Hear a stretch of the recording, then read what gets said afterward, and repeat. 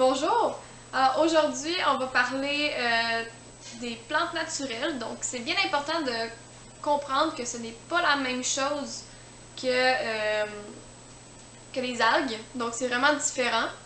Donc les plantes naturelles ne peuvent vous donner que du positif à votre aquarium. Il n'y a aucun point négatif à en avoir. Les plantes naturelles, dans le fond, ils ont tendance à oxygéner un petit peu l'eau, à l'éclaircir en la filtrant un petit peu. Là, évidemment, ce n'est pas des filtreurs, donc ça fera pas autant, ce sera pas aussi efficace qu'un filtreur, mais ça peut juste aider.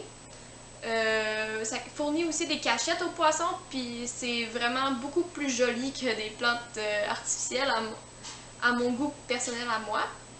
Et il n'y a pas particulièrement d'entretien non plus. Dans le fond, les plantes naturelles qui ont tendance à pousser très très facilement, vous pouvez les tailler facilement juste en les coupant en haut en fait, là, donc sur le surplus de plantes. Et il y en a aussi des beaucoup plus résistantes que d'autres si vous trouvez que vous avez déjà de la difficulté avec vos propres plantes naturelles, comme les boules russes qui sont très appréciées, notamment pour les bocales à bêta. Et parce qu'ils sont très discrètes, je vais vous mettre une photo. Et les anubias qui sont très très faciles aussi.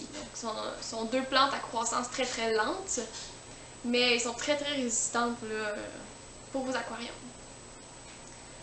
Comme je le disais, les aquariums qui sont beaucoup plus plantés, donc qui sont vraiment plein de plantes, il peut y avoir des engrais aussi qui peuvent être utilisés, comme du Nutrafin ou du Flourish, que je vais vous mettre des photos.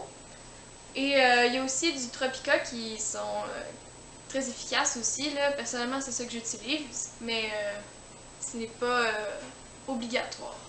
C'est vraiment si vous en avez beaucoup et que vous trouvez que vous avez de la difficulté avec. C'est surtout très important aussi d'avoir un bon éclairage pour des plantes naturelles.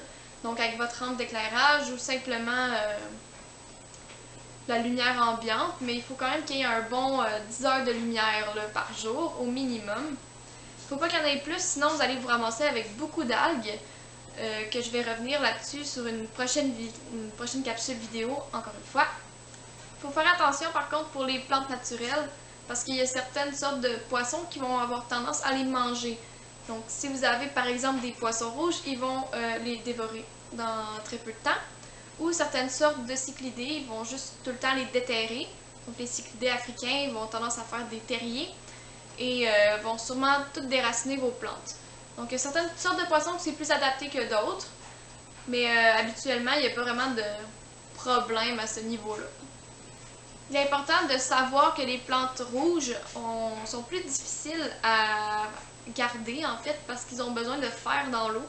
Donc soit vous ajoutez du fer avec un engrais, soit vous évitez les plantes rouges parce qu'ils sont plus dures.